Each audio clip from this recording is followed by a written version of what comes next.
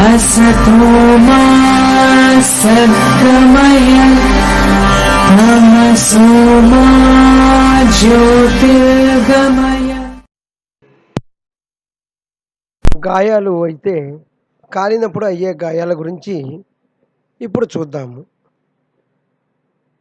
పశువులలో కాలిన గాయాల గురించి ఇప్పుడు చూద్దాము.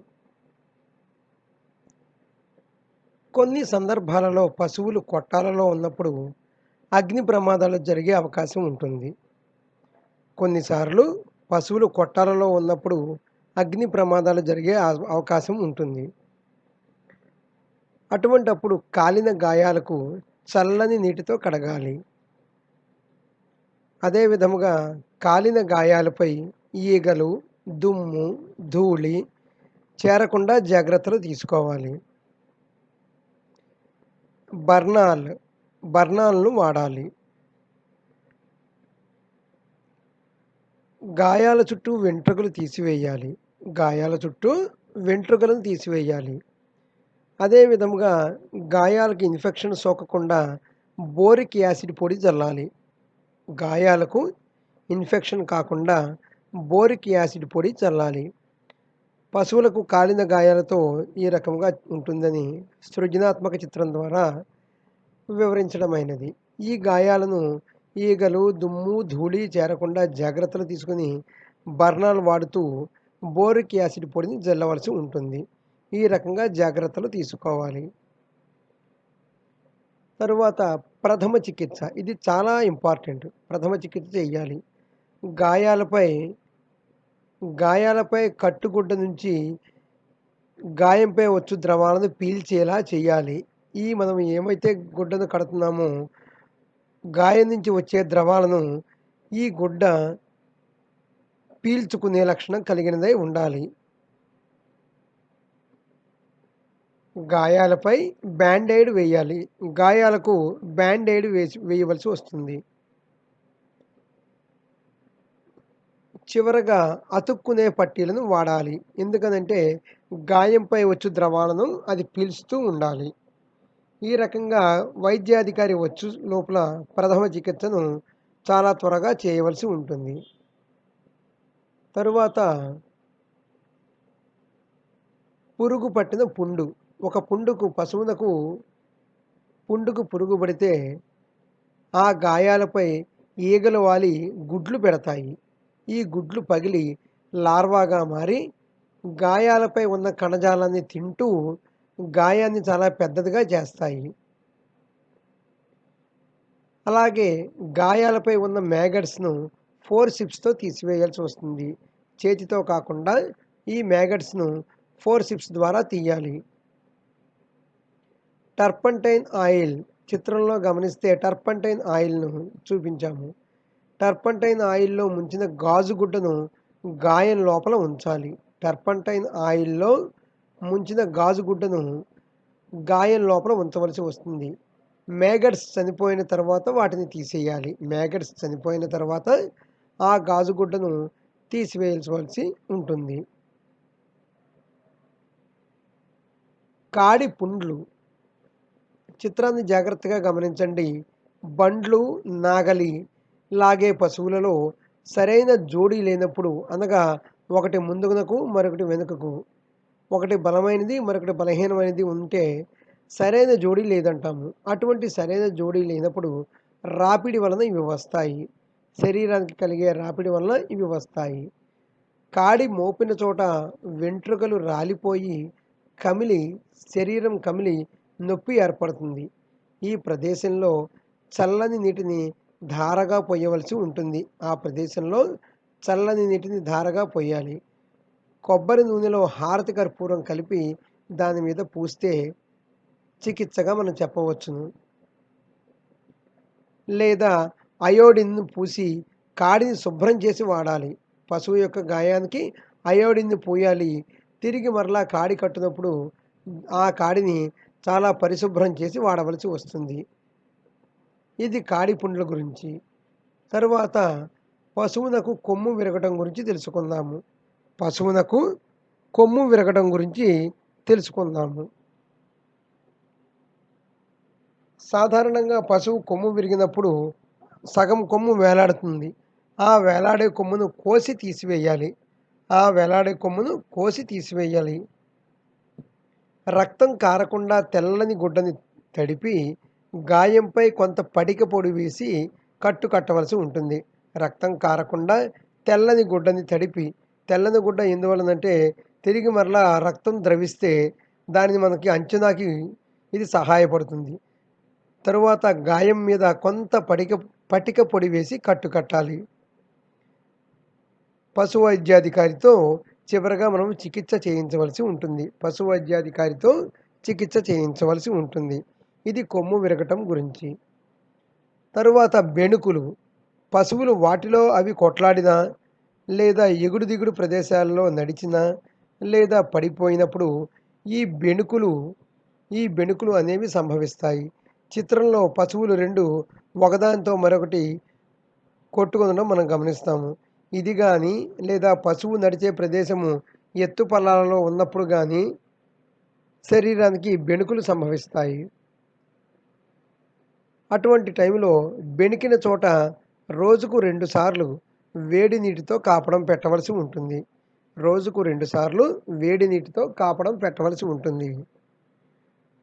లినమెంట్ టర్పంటైన్ కలిపి మర్దనా చేయవలసి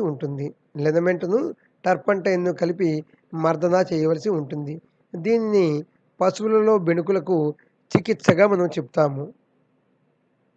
తరువాత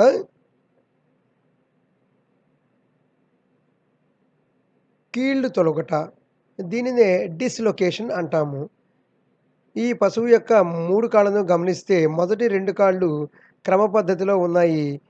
ఈ మూడవది డిస్లొకేట్ అయినట్టుగా మనం గమనించండి. అనగా దీని యొక్క యథాస్థితి లేకుండా కాస్త వంకరగా ఉన్నట్టుగా అనిపిస్తుంది. దీన్నే కీళ్ళు తొలగుటగా మనం చెప్తాము. కీళ్ళు తొలగిన వైపునకు కాకుండా రెండవ వైపునకు పశువును పడవేసి, అనగా అవతల ప్రక్కగా పశువును పడవేసి, కీళ్ళు తొలగిన వైపునకు ఈ ప్రదేశానికి తాడు కట్టి జాగ్రత్తగా లాగుతూ మరొకరు అరచేతితో ఈ తొలగిన కీలును, అనగా డిస్లొకేట్ అయిన కీలును యథాస్థానంలో పడేటట్లు చేయాలి. మరొక్కసారి చూద్దాము.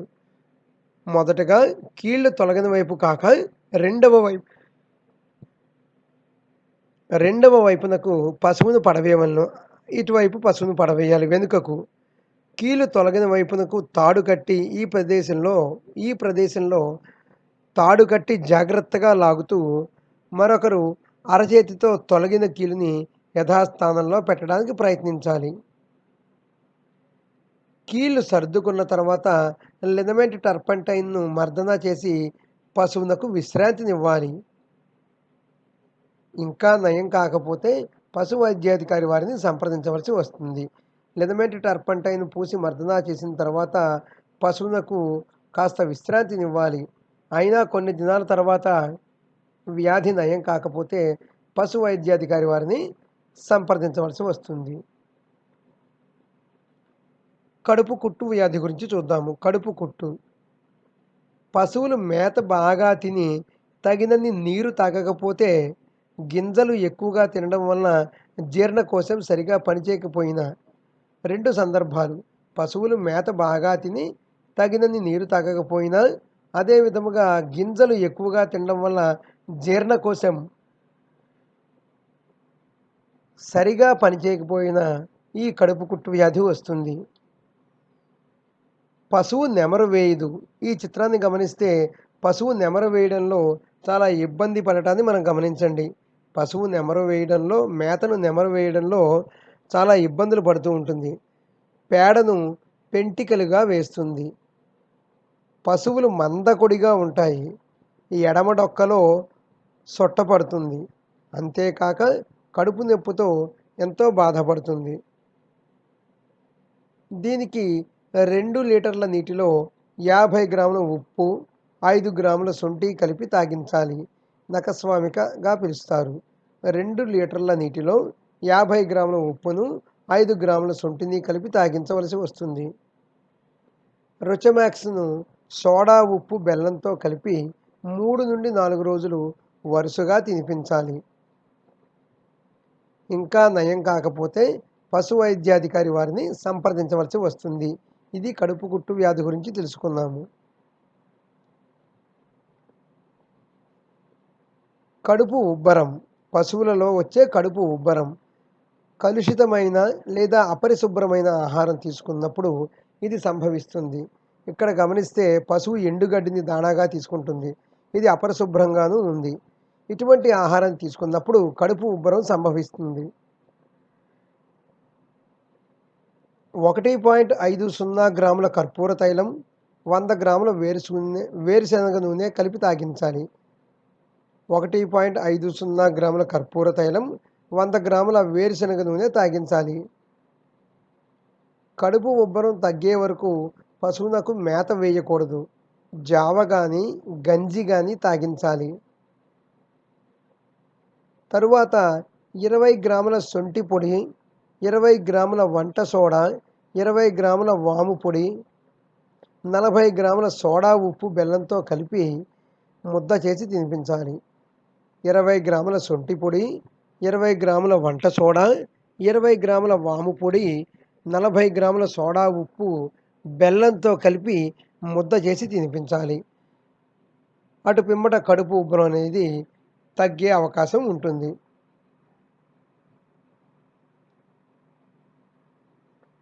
సాధారణ పారుడు అనే దాని గురించి తెలుసుకుందాము. యాస్ట్రిన్జెంట్ పౌడర్ 100 గ్రాములు బెల్లంలో కలిపి తినిపించాలి. ఇంకా నయం కాకపోతే వైద్యాధికారిని సంప్రదించాలి. కంటి గాయాల గురించి చూద్దాము. కంటికి గాయమైనప్పుడు కన్ను మూసుకుపోతుంది. కన్నుల వెంబడి నీరు కారుతుంది. ఈ సృజనాత్మక చిత్రాన్ని గమనిస్తే ఈ పశువు కంటి వెంబడ నీరు కారడం, కన్ను మూసుకుపోవడం మీరు గమనించండి. కన్ను మూసుకుపోవడం, కన్నుల వెంబడి నీరు కారటం ఈ సృజనాత్మక చిత్రంలో మీరు గమనించండి.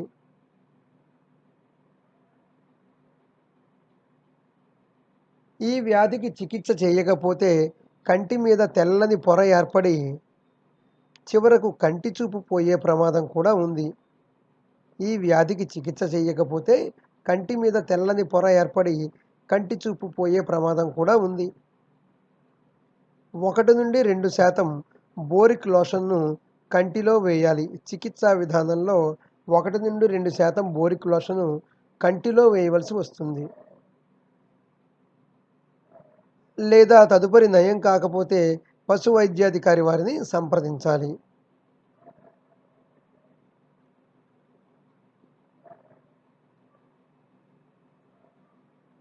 బొడ్డు వాపు. చిత్రంలో దూడను ఈనినట్టుగా చూపిస్తున్నారు, గమనించండి.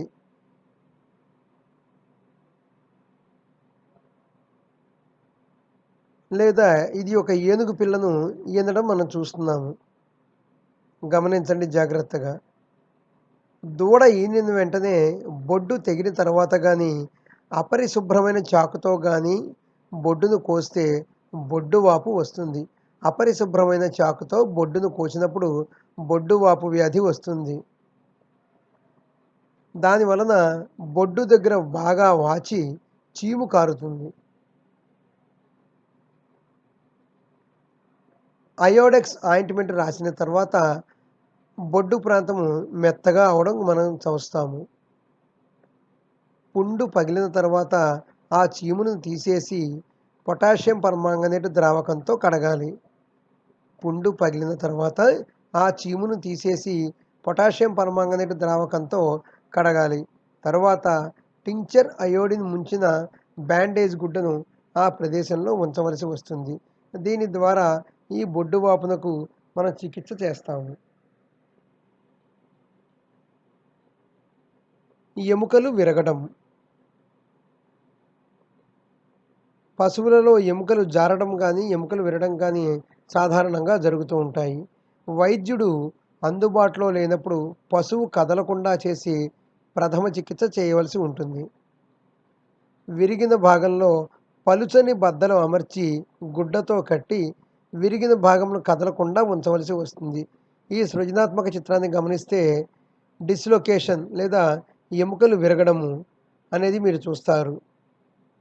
వైద్యుడు అందుబాటులో లేనప్పుడు ఇటువంటి వాటికి ప్రథమ చికిత్సను చాలా త్వరగా చేయవలసి వస్తుంది. అదే విధముగా విరిగిపోయిన భాగంలో, ఎముక విరిగిన భాగంలో బద్దలు అమర్చి గుడ్డతో కట్టి ఆ విరిగిన భాగములు కదలకుండా మనం జాగ్రత్తలు తీసుకోవలసి వస్తుంది. పశువుల చన్నుల మీద పుండ్లు ఏర్పడటం మరియు ఆ పుండ్లు పగిలినచో ఏమి జరుగుతుందో చూద్దాము. పశువుల చన్నుల మీద పుండ్లు ఏర్పడటం మరియు ఆ పుండ్లు పగిలినచో ఏం జరుగుతుందో చూడండి. వాటికి చికిత్సా విధానంలో గోరువెచ్చని నీటిలో పరమాంగనేట్ లోషన్ కడిగి బోరిక్ ఆయింట్మెంట్ కానీ, జింక్ ఆక్సైడ్ కానీ, లొరాక్సిన్ యాంటీసెప్టిక్ ఆయింట్మెంట్ కానీ స్ప్రే చేయవలసి వస్తుంది. చిత్రాలను రెండింటినీ గమనించండి. 2 ఒకటే. చూడండి ఇక్కడ ఏ రకంగా స్ప్రే జరుగుతుందన్నది ఈ సృజనాత్మక చిత్రంలో వివరించారు. గోరువెచ్చని నీటిలో ఈ చిత్రాలను గమనించండి. గోరువెచ్చని నీటిలో పర్మాంగనేట్ లోషన్ కడిగి బోరిక్ ఆయింట్మెంట్ కానీ, జింక్ ఆక్సైడ్ కానీ, లొరాక్సిన్ యాంటీసెప్టిక్ ఆయింట్మెంట్ని కానీ రాయవలసి వస్తుంది. ఈ రకంగా స్ప్రే చేయడం మీరు గమనించండి.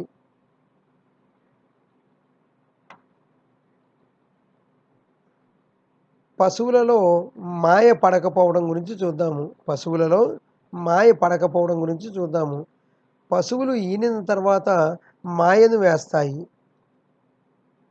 అయితే పశువు ఈనిన తర్వాత 24 గంటల్లో మాయ కనుక వేయకపోతే పశు వైద్యుడిని సంప్రదించవలసి వస్తుంది.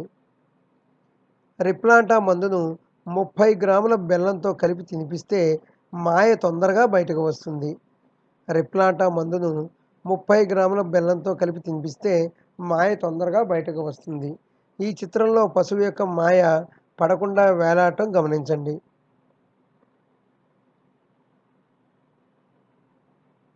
తరువాత మయ్యే దిగటం, దీనినే ఇంగ్లీష్లో ప్రొలాప్స్ అని పిలుస్తారు. ప్రొలాప్స్ అని అంటారు. పశువు యొక్క గర్భాశయము ఈనక ముందు తరువాత బయటకు వచ్చేదాన్ని ప్రొలాప్స్ అని అంటారు. దీనిని ఈ సృజనాత్మక చిత్రంలో ఉన్నదాన్ని ప్రొలాప్స్గా మీరు గుర్తించండి.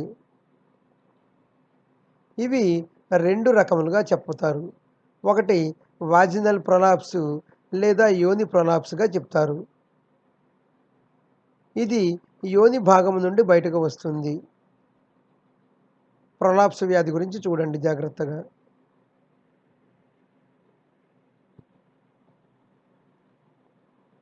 చికిత్సా విధానాన్ని గమనిద్దాం. బయటకు వేలాడుతున్న యోనిని పొటాషియం పర్మాంగనేట్ ద్రావకంతో కడుగుతారు.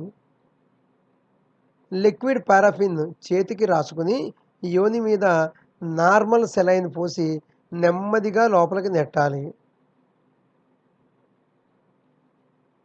యోని లోపలికి వెళ్ళిన తర్వాత పశువు పడుకోకుండా చూడాలి. పశువు కేవలం నిలబడి మాత్రమే ఉండాలి. పశువు పడుకోకుండా చూడాలి. తాడు కట్టి మెయ్య దిగకుండా పొదుగు కింద నుంచి, కరిమి భాగం కింద నుంచి తాడు కట్టి లాగి కట్టవలసి వస్తుంది. తాడును పైకి బాగా లాగి కట్టవలసి వస్తుంది. ముందరి కాళ్ళు లోతుగా, వెనుక కాళ్ళు ఎత్తులో, ఈ రకంగా వెనుక కాళ్ళు ఎత్తులో. చిత్రాన్ని గమనించండి. ఈ వంపును ఇక్కడ ఈ బ్లూ కలర్ మార్క్తో సూచించడమైనది.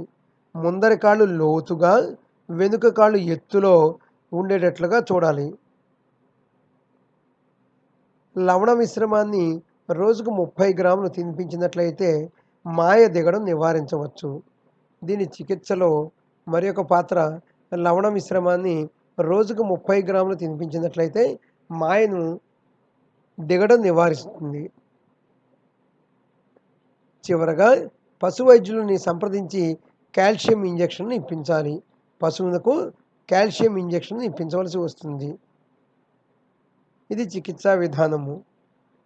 తరువాత గర్భాశయ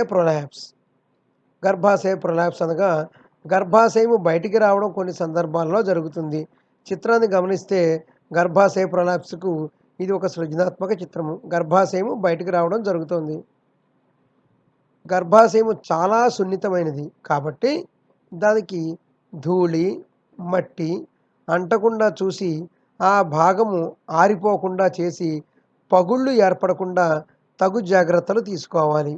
గర్భాశయము చాలా సున్నితమైనది కాబట్టి దానికి ధూళి, మట్టి అంటకుండా చూసి ఆ భాగము ఆరిపోకుండా పగుళ్ళు ఏర్పడకుండా జాగ్రత్తలు తీసుకోవాలి. చివరగా పశు వైద్యుడిని సంప్రదించి తగిన ఇంజెక్షన్‌ను ఇప్పించవలసి వస్తుంది. పశు వైద్యుడిని సంప్రదించి తగిన ఇంజెక్షన్‌ను ఇప్పించవలసి వస్తుంది. దీనిని గర్భాశయ ప్రొలాప్స్‌గా చెప్తారు. పశువులలో రక్తస్రావ నియంత్రణ గురించి చూద్దాము. పశువులలో రక్తస్రావ నియంత్రణ గురించి చూద్దాము. పశువులలో రక్తస్రావ నియంత్రణ అనేది చాలా ముఖ్యమైన ప్రక్రియ. సరి అయిన సమయంలో రక్తస్రావము నిరోధించడం వలన పశువును మరణం బారిన కాపాడవచ్చును. సరైన సమయంలో రక్తస్రావం కాకుండా ఉండటం వలన పశువును మరణం బారిన పడకుండా కాపాడవచ్చును. బాహ్య గాయాలను, అంతర్గత గాయాలను పర్యవేక్షిస్తూ రక్తస్రావ నిరోధకంలో పాత్రను మనం వహించవలసి వస్తుంది. ఈ రకమైన గాయాలను, బాహ్య గాయాలను, అదేవిధంగా అంతర్గత గాయాలను ఎప్పటికప్పుడు మంచి యాజమాన్య పద్ధతుల ద్వారా పర్యవేక్షిస్తూ ఉండాలి. శస్త్రచికిత్సా సమయంలో రక్తస్రావాన్ని నిరోధించినప్పుడు పశువులు డీహైడ్రేషన్‌కు గురి కాకుండా చూడవలసి వస్తుంది. అధిక రక్తస్రావం వలన రక్తపోటు తగ్గించబడి గుండె కొట్టుకోవడం వేగం పెరిగి శ్వాసక్రియ కూడా వేగంగా జరిగి షాక్‌నకు గురి అయి పశువు అచేతన స్థితిలో చేరి మరణించే అవకాశం వస్తుంది. అధిక రక్తస్రావం వలన రక్తపోటు తగ్గి గుండె కట్టుకోవడం, అదేవిధంగా శ్వాసక్రియ వేగం కూడా పెరిగి పశువు షాక్‌నకు గురయ్యి అచేతన స్థితిలో చేరి మరణించే అవకాశం వస్తుంది. కాబట్టి పశు వైద్యుని యొక్క సలహాల మేరకు చాలా జాగ్రత్తగా ఈ రక్తస్రావ నియంత్రణ పద్ధతులను మనం పాటించవలసి వస్తుంది.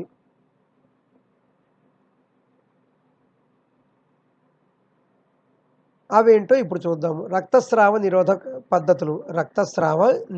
పద్ధతులు. దెబ్బ తగిలి రక్తస్రావం మొదలైనప్పుడు ఆ భాగంలో గాయాన్ని గట్టిగా అదిమిపెట్టి 5 నిమిషాలు ఉంచితే సాధారణంగా రక్తస్రావం ఆగిపోతుంది. పశువులకు దెబ్బ తగిలినప్పుడు రక్తస్రావం జరుగుతుంది. అప్పుడు ఆ భాగంలో గాయాన్ని కాస్త గట్టిగా అదిమిపెట్టి 5 నిమిషాలు ఉంచితే ఆ రక్త ప్రసరణ ఆగిపోతుంది. ఇంకనూ రక్తస్రావం ఆగకపోతే ఆ ప్రాంతంలో కాటన్ మ్యాప్‌తో చిత్రంలో గమనించండి. కాటన్ మ్యాప్‌తో గట్టిగా అదిమిపెట్టి 5 నుండి 10 నిమిషాలు ఉంచవలెను.